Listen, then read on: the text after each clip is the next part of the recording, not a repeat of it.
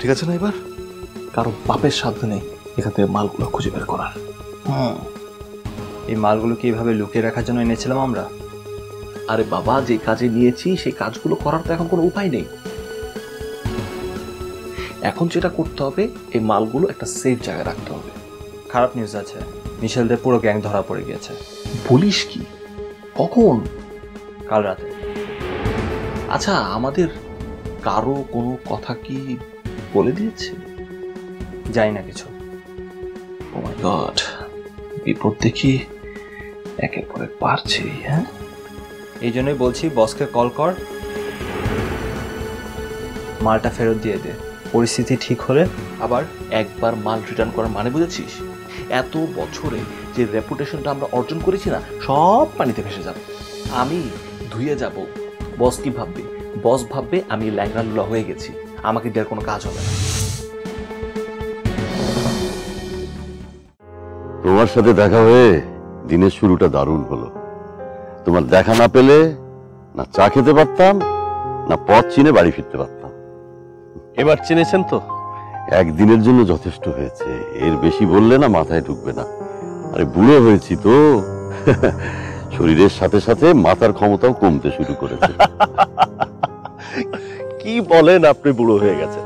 আপনার সাথে এই কিছুক্ষণ মিশে তো আমার মনে হয়েছে ইউ আর স্টিল ইয়াং। শোনো বাবা, একদিন বাড়ি চিনিয়ে ভেবো না যে তোমার মুক্তি হয়ে গেল। মাঝে মাঝেই কিন্তু তোমাকে যন্ত্রণা দিতে চলে আসবো। তোমার বাসা কিন্তু আমি চিনে ফেলেছি। শিওর, অবশ্যই আপনি আসবেন। আর আমার কার্ডটা তো আপনাকে দিয়ে দিচ্ছি। হ্যাঁ হ্যাঁ, সো আপনি আমাকে কল করবেন, আপনি যখন ফ্রি থাকেন আমি গাড়ি নিয়ে চলে আসবো, তারপর আপনাকে নিয়ে ঘুরে বেড়াবো। বলো কি, সেটা তো দারুণ হবে। এই যে আপনার বাড়ি। আমি যাই তাহলে। সে কি, বাড়ির সামনে এসে কেউ ফিরে যায় নাকি? চলো চলো, ভেতরে চলো। না, আজকে না, আরেকদিন। ওই কাজটা বাকি আছে না। ও হ্যাঁ হ্যাঁ, তাই তো। সরি সরি সরি, আমি তোমাকে দেরি করিয়ে দিলাম।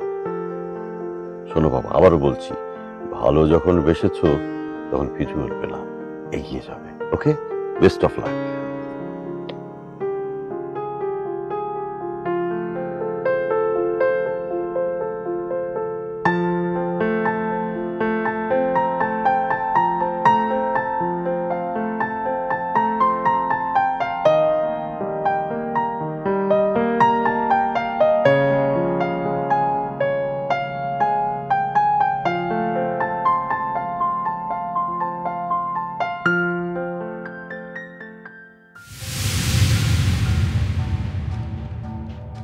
কোথায় গেছিলে তুমি?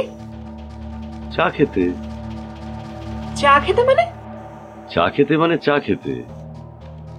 আর বলিস না, এখানে না রাস্তায় কোনো চায়ের দোকান নেই।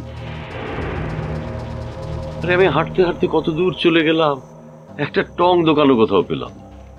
কি আজব কাণ্ড না বলতো? সকালবেলায় মানুষ উঠে বাইরে গিয়ে একটু চায়ের দোকানে বসে চুপচুপ করে চা খাবে, সেই উপায় হলো।